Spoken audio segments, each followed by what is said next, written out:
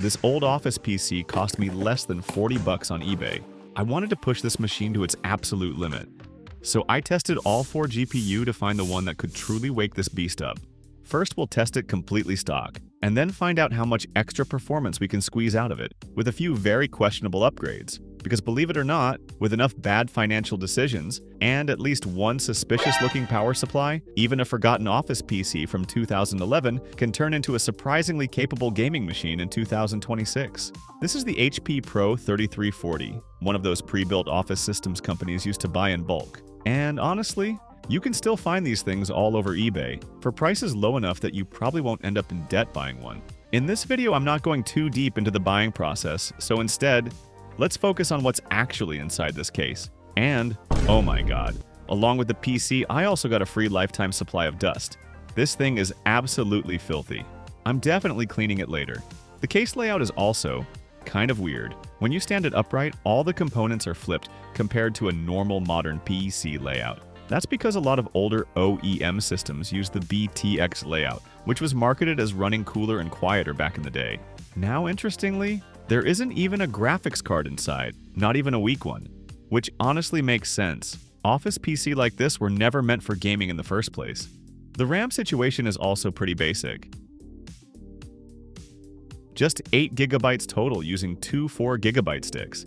There's also a DVD drive in here, although realistically I think it's only here to make the PC look complete because I'm definitely never using it. But then, oh wait, there's actually an SSD inside, 128 GB, and the brand name is Kim Meaty. Yeah, I have absolutely never heard of this company before. It sounds like the kind of SSD that either lasts 10 years or explodes tomorrow. I'm just hoping there's a hidden Bitcoin wallet inside so I can finally stop suffering making these videos. As for the power supply, it's rated for 300 watts under ideal temperatures, although output drops as heat increases. But the important detail here is the 12-volt rail. It only supports around 192 watts. And yeah, that's going to matter later.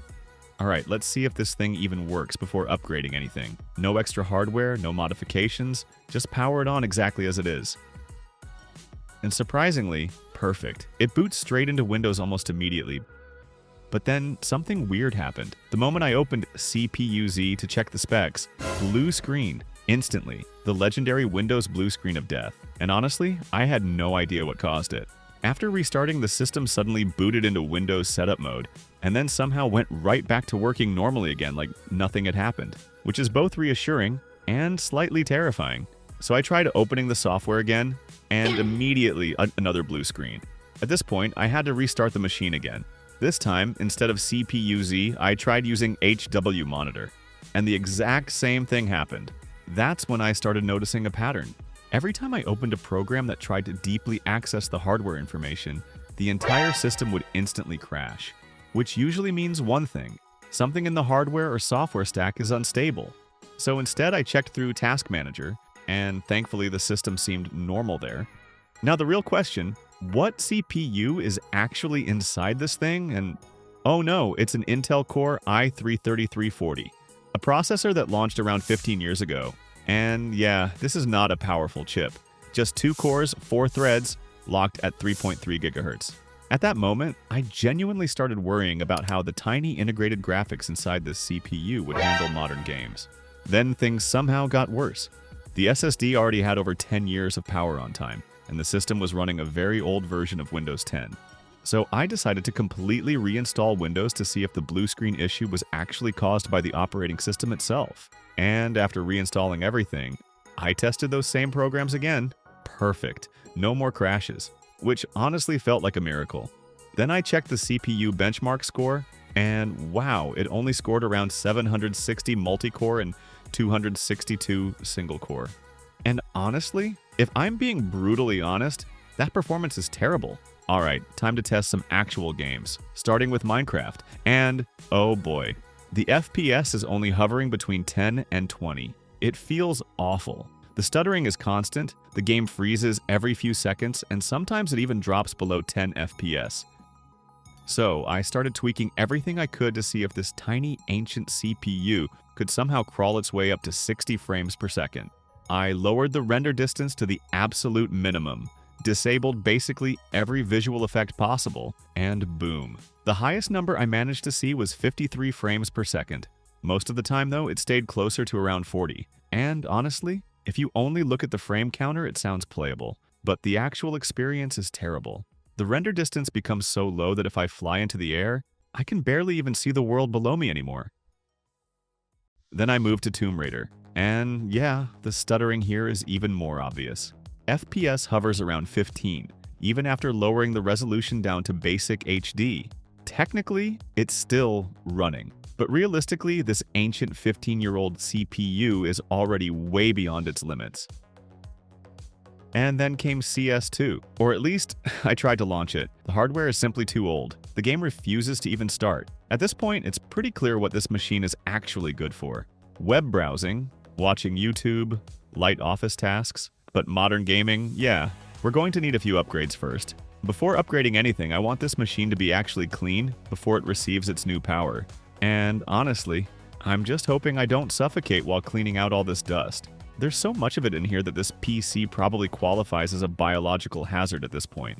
Now, I can't remove the motherboard from the case without first taking off the cooler.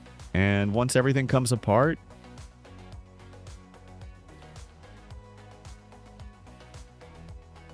you can really see something interesting.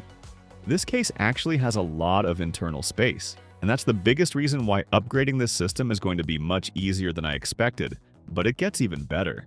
This PC doesn't use a proprietary power connector, which means I can upgrade to a higher wattage power supply later without needing weird adapters or expensive conversion cables. That is a huge advantage. And another great thing, the case also supports larger aftermarket CPU coolers if temperatures become a problem. Although, there is one downside to that, and I'll talk about it later. As for this tiny power supply, I'm still going to be using it for quite a while, so I want to clean it as thoroughly as possible.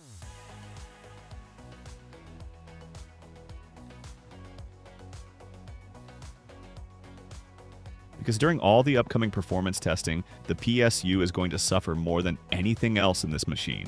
Now, the motherboard itself uses the LGA1155 socket, released back in 2011 and supporting both Sandy Bridge and Ivy Bridge processors. But the chipset here isn't designed for overclocking, so realistically, it makes more sense to choose balanced CPU like the Intel Core i7-3770 rather than the K versions. Although, as you already know, I happen to own both of the most powerful CPU for this platform anyway, the Intel Core i7-2700K and the Intel Core i7-3770K. So thankfully, I don't need to spend extra money on a processor for this upgrade. And if you're wondering about pricing, these chips usually go for around $30 used. Performance-wise, they're actually pretty close to each other on paper. The RAM is running at 1600 MHz, which honestly was one of the best options back then. So instead of replacing everything, I just bought 2 more matching 4GB sticks for only $14. Now, the system has a full 16GB of RAM. And there's actually something interesting about this platform. If you use a 3rd-gen Intel CPU, the memory runs at the full 1600 MHz speed. But if you install a 2nd-gen chip, it automatically drops down to 1333 MHz instead. Not a massive difference, yeah, but still something worth knowing if you're building on old hardware like this. At this point though, memory is no longer the problem. This machine finally has enough RAM to realistically handle modern games. Now, the power supply? Yeah, that's where things get complicated again. It's only 300 watts, and even worse, it doesn't include a 6-pin PCIe cable for graphics cards. A little disappointing, but thankfully I already planned around that. Right now, I have 4 different GPUs sitting here, and every single one completely changes what this machine becomes. Some are safer, some are faster, some are probably terrible ideas. Because with a weak OEM power supply like this, every graphics card choice becomes a careful balancing act between performance, power draw, heat, and risk. So I'm going to test all 4 cards and figure out which one actually makes the most sense for this machine. Starting with the GTX 1050 Ti with 4GB of RAM. And honestly, this card makes a lot of sense here. No PSU upgrade needed, no external power connector required, and the TDP is only 75 watts, which basically makes it the perfect drop-in upgrade for old office PCs like this. Alright, let's install it and see what this machine can actually do. After powering it on, Oh no, the system immediately throws a warning saying the CPU is not officially supported, which honestly makes sense. The BIOS on this machine is ancient. As you can see, this version dates all the way back to 2013, and at this point, that's basically prehistoric in PC terms. So now I have to swap the old CPU back in, just to update the BIOS first. I head over to the manufacturer's support page, search for the correct BIOS package for this motherboard, then start running the update files. And if you ever do this yourself, seriously, disable your antivirus first. These older BIOS update tools sometimes get flagged for no reason and can interrupt the flashing process. After that, I run a few commands through the terminal so the system can properly begin the BIOS update. And honestly, this is also why I usually recommend buying non-K CPU for office systems like this. These chipsets were never designed for overclocking anyways, so paying extra for an unlocked chip is mostly a waste of money. In my case though, I already own the chip, so I might as well use it. And finally, after the update finishes, the BIOS version changes from 2013 to 2014. Yeah, not exactly modern, but apparently it was enough, because the moment I rebooted the system, boom, the motherboard finally recognized this monster of a CPU. Alright, now it's finally time for the performance tests. Let's see what this little office PC can actually do. Starting with Minecraft. At 32 chunks, the results are honestly pretty impressive. While moving around on the ground, the system stays above 100 frames per second most of the time. And when I fly high into the air, the frames per second drops by around 10 to 20 frames, which honestly isn't bad at all considering the age of this hardware. Power consumption is also surprisingly efficient, but one thing immediately started worrying me: the CPU temperature.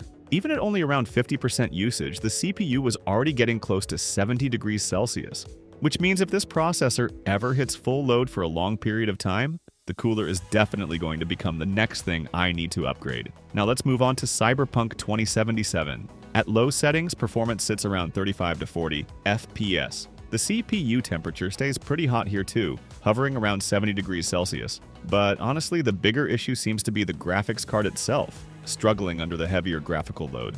So, if you mainly play lighter games or esports titles, this setup is actually a very safe and affordable option. Especially considering the GPU only costs around $70 used. But if your goal is heavier AAA games, then it's time to test GPU number 2, the GTX 1066GB. I picked this card up for around $75, so it really isn't much more expensive than the previous GPU. But the downside is power consumption. This card can pull up to 120 watts under load, and unlike the GTX 1050 Ti, it also requires a 6-pin PCIe power connector. So now comes the risky part. I'm going to test it using this tiny OEM power supply, and see whether the system can actually handle it without exploding. Checking the power draw, the GPU is actually consuming almost exactly what the manufacturer claims, close to 120 watts under full load. But importantly, it doesn't stay there all the time. Sometimes the power draw drops below 90 watts depending on what's happening in-game. I also checked the temperature of the SATA to 6-pin adapter and the power cable itself, and surprisingly, everything stayed cool. No overheating, no melting smell, nothing sketchy at all, which means I can finally start pushing this setup properly without feeling like the entire system is about to catch fire. Starting again with Minecraft, performance is definitely better this time, with around 10 to 20 more FPS compared to the previous card.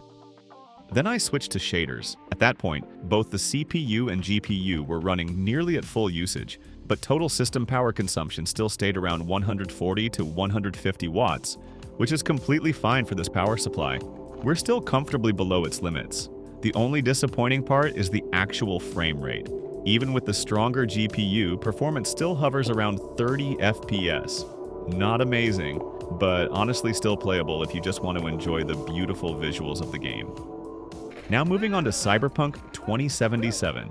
This time, the system reaches around 45 frames per second. And looking back at the previous test, the improvement honestly isn't that dramatic. We only gained around 5 extra frames. So overall, this probably isn't the ideal GPU pairing for this machine after all.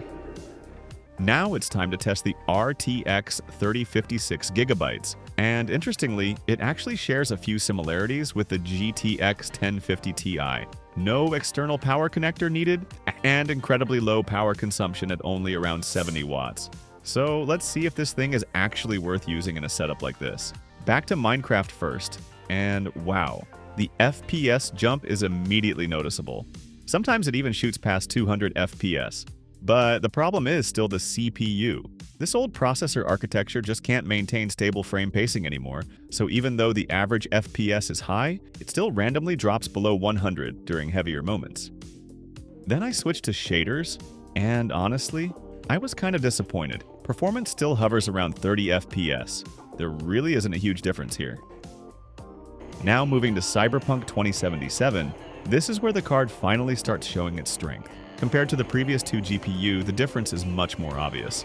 The game stays around 70 FPS most of the time and consistently remains above 60, which proves this card handles graphically intensive games really well. But then I tried enabling ray tracing, and things fell apart pretty quickly. The visual upgrade honestly isn't dramatic enough to justify the performance hit on a card like this. FPS immediately drops to around 40, and the game no longer feels smooth. So realistically, this GPU performs best using pure rasterized performance, not ray tracing. The biggest problem though is the price. This card still costs around $170. And honestly, if it were my money, I probably wouldn't choose it. Now for the final boss, the RTX 3060 12GB. And honestly, this test is probably complete overkill. But that's exactly why it's interesting. I wanted to force this machine to run at its absolute limit. At this point, there's no way I can keep using the original power supply anymore, because realistically, it could kill this GPU at any moment. So after upgrading the PSU, the next thing that had to go was the cooler.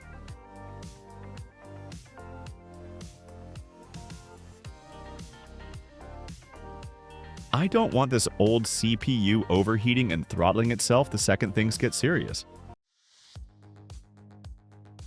The annoying part is, once I install a large air cooler, the side panel no longer fits.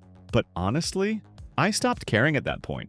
So I just removed the side panel completely and let the whole system breathe freely instead.